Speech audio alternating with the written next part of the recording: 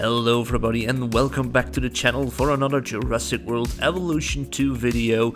And today we're doing a speed build video of our latest creation in section 7 of Isla Nublar. And this is going to be a speed build that was really long to record and finally edit into a speeding version of it. But before we continue talking about the build itself, please, if you like the video, leave a like on it, and if you haven't subscribed yet, you can consider to subscribe to my channel and follow for more content. It will really help towards the 1K goal for now, as well as future projects. And I really love to see how this channel can grow in the recent times. But for now, we're gonna just check on the video itself. So the new build that we're doing in section 7 is a dinosaur build this time. We already did an aviary and a lagoon, which is some of the things that is primarily being used in this park. But after the Coelophysis, I was considering to do another dinosaur to be in between, a little bit parallel towards the Coelophysis paddock. And I choose for a carnivore, and this is going to be the Cryo Overlook paddock. And I tried to design, first of all, a location. Kind of like the size of it was a little bit too small at first. As you can see, I've changed the layout for the paddock itself. I later changed a little bit more at the entrance point as well, because it felt a little bit weird and small. I need a double security gate. In my opinion, that is the best way to do it. And I always try to think of new ways of making a new biome or habitat related area, which is all gonna be tropical, temperate tropical related, of course, because that is basically how the island is. And it's a shame we cannot use different plants like a desert biome in a jungle related area, like how we do with Planet Zoo and stuff. But this is going to be a nice build. I wanted to make a river in it, as well as a couple of rock formations, and you will see that in a second. So the river itself, it doesn't have to be that big. You can make a river as big as you want, but to just make it something interesting is more how I like to do it. And then I had, of course, the bright idea, like, wait a minute, we got invisible fences, so I wanted to do something with this. So I made a little area over here, which is like most modern zoos. You have a lot of these locations where you can sit and overlook animals like giraffes and zebras and stuff. So I was thinking about a modern zoo here in the Netherlands that has something related to that. And I wanted to do it for the Cryolophosaurus. And the invisible walls would eventually be like the main thing in this little section. I tried to make something natural that people can look over it, but just having a rock formation, what we can do before we even had the invisible walls, was easily to do. And as you can see, I'm trying out different ways to make a barrier close towards the path, the plaza area. And eventually just continue with using these lanterns and eventually some lights in between, a little bit of difference, and just bustle in. And having the invisible barrier itself over there is such a good looking feature in this game. And I really am happy with this new fence we can finally use. I've been mentioning a couple of times, also talking with people about it. One of the main things I want to do eventually with these new gates and new fences and everything else we got in the latest DLC is finally recreating the Cretaceous cruise once again. I already did that one in Jurassic World Evolution 1, but I want to do it now with the invisible fences, of course. That's basically how it went into the official canon of the franchise. So this is a really interesting build. And the Cryolophosaurus itself, it's an amazing dinosaur. I wanted to do a couple of them, and like I have done with the other dinosaurs, a couple of flying reptiles, and is the difference between male and female, because I still believe that is a great addition to some specific species. And doing that the same way with Cryolophosaurus, having the males more colorful than the females is basically what the best option was for me. And yeah, we do 4 of them, a little bit, not too much, not too few, because you want to see them walking around as well and testing them out in the map, or in the paddock, I have to say, to see how much space they need and how it looks compared to other dinosaurs. Sometimes you want to see your T-Rex and it takes a while before it jumps in because there's only one walking around, for example, but this has to be a little bit more visible towards the guests. And speaking of dinosaurs and changes, if it's about groups, the Coelophysis, I've placed already some information on my Instagram about it. The Coelophysis have finally been doubled in numbers. We had 10 of them, we now have 20.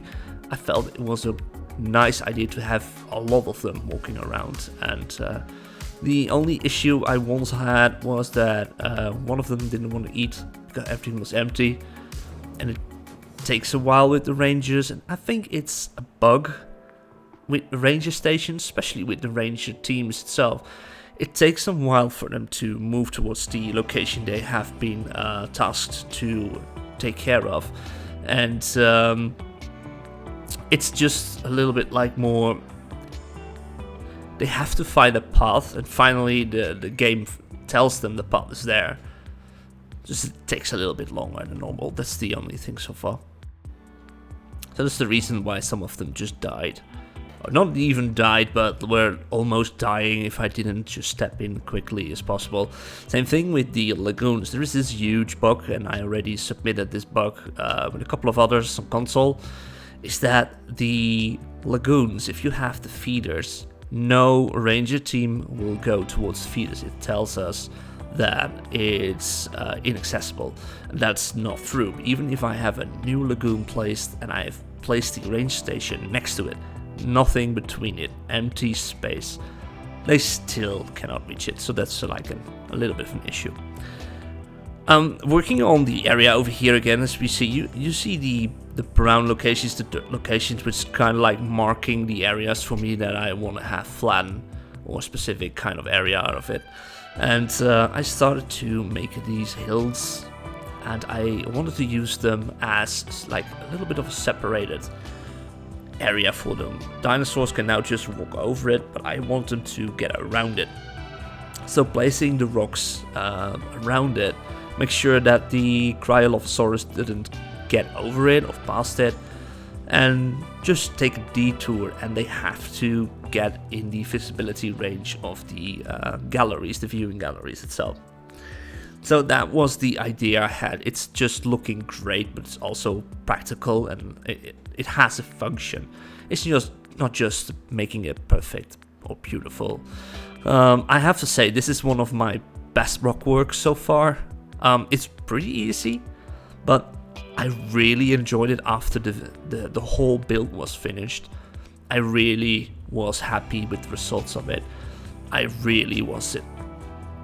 It was just, I think, the best habitat I made in Jurassic World Evolution 2 so far. I loved the aviary, the first aviary I did. I've even made those smaller. The aviary has been resized a bit after I removed the Pteranodons itself. There's only the Geostormbergia and the Tropicnatus that is living there. So I made some changes, some choice specific reasons and that. And I made it just a little bit smaller because I've had the issue of them going towards only one corner, sitting on the gallery, most of it.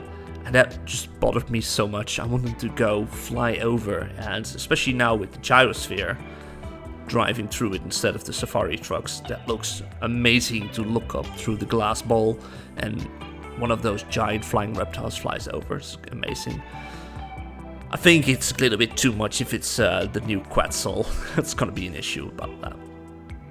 And well, those were basically the changes we made in the park as well. We also figured out that the lagoons were a bit too big for the species I had in. I had 4 species, if I can remember correctly at the moment. Yeah, we got Plesiosaurus, Ichthyosaurus, Elasmosaurus, and Attenborosaurus. And I removed those. There were a lot of them, which also somehow they still had stress, even if they do not have issues with dinosaurs. There's no fighting, no killing and stuff.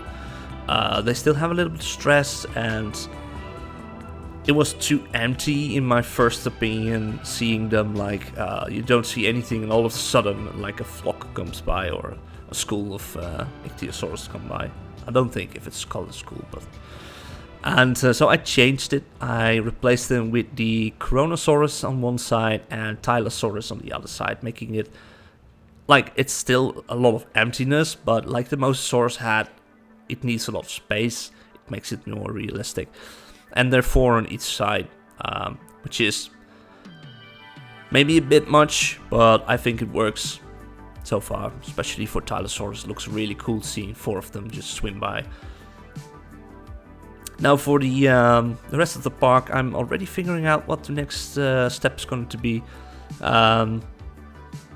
Especially because we have a lot of aviaries going on, and the lagoons, because I wanted to do every new dinosaur in the game after Jurassic World Evolution 1, so the Cryolophysis, flying and marine reptiles are all new in the franchise. And if you have followed me for a while now, you know that in Jurassic World Evolution 1 I made this, like the idea of an expanded Jurassic World over all the islands, with every dinosaur species unlockable on that island is going to be placed there. And after, because this is, we do not have the islands anymore. I mean, we have Nublar and Sona for a bit. I wanted to make a new section. This is basically every new dinosaur. So Amargasaurus will be here. The Pachyrhinosaurus will be here. I'm still figuring out what to do with a couple of species that are totally new. With Camp Cretaceous, we have already made an area where we had the Proceratosaurus instead of the Monolophosaurus. And we have the Jurassic World Evolution version of Tyrannosaurus running around there. But Scorpiorex is going to be part of this map. Already planned that one. It's going to be a nice little section for that one. Every new dinosaur that is that came out with the Biosyn expansion, I have to figure out if I'm gonna make like an area here. I already had a story, a background story for it, to make it more sense in my what if alternate universe, and but I'm not sure if I'm gonna use them in this map. First of all, all the dinosaurs already had in mind, and then we can see if we have enough space. And they will definitely not be created by InGen, but it's like something went wrong with Biosyn in the same time and we had to relocate, save those dinosaurs, and we are relocating them towards the safeness of the islands here, because dinosaurs are not walking in the wild by now, by this time period. And as you can see, I'm just trying to cover a little bit up, not too much. Maybe I did a bit too much afterwards. I like to run around the paddock itself and check if I can just alter a couple of things. As you can see here, something I try to make is a little bit of a land bridge with foliage. Like that is really shallow water where we can just walk through it and plants are growing a little bit more. But I felt later on, after recording everything, that I wanted to make it a little bit more empty with some of the locations, some spots in this paddock, like in front of the viewing gallery, so you can see the dinosaur more clearly. So I will probably run around a little bit to make some little minor changes, basically. You can see on top that I have a lot of issues with the with feeders. Those are the shark feeders, or the feeders with the sharks for the Kronosaurus. I've got 2 of them, and they are empty really fast. Even with the full small appetite trait, so they eat less, it is not taking that long for they have to be replenished. And with the bug going on with the ranger teams, it's a bit annoying. I'm a little bit of a skip over here. As you can see, I've changed the entrance area. I had to stop the recording for a second, and I was going to first try things out, and later on I thought like this was the best idea, so let's just decorate it a bit. That's what you see now. I like to do this to make it a bit more alive. You know, I like to have the double gates for carnivores mostly, and have some cages and some behind the scenes equipment sitting there, you know. That's kind of the whole idea. Now, I do have a lot to talk about, but it's not gonna be everything we're talking about the video. I do have a question for you about this. Do you prefer, because this is kind of like I've been testing a little bit out, like what's working out and what feels good to do. But I'd like to know in the comments if you like to have a voiceover like I'm doing right now for the entirety of the video or large parts of the video, or do you just like to see mostly have music? A little bit more work for me to do, but just a little bit more music on the background, something like that. Let me know in the comments. I always appreciate some feedback and opinions about it. If it's a small video, I can talk a lot. If you follow me and if you know me for a while, I love talking, especially if I'm just yabbing information without someone directly listening to me at that point. If I talk about stuff, I can just move on really a little bit too much maybe. But let me know if you think I should continue talking as a voiceover, continue voiceovers, or just tone it a little bit down towards it. Let me know. I really appreciate that. For now, we just going to let the speed build follow. Excuse me. It's a really hot day over here, and I do like continue recording everything that's happening at this point. But just continue watching this speed build, and afterwards I will come back with a little bit more appreciation of you guys watching my video. So enjoy the ride, and talk to you later.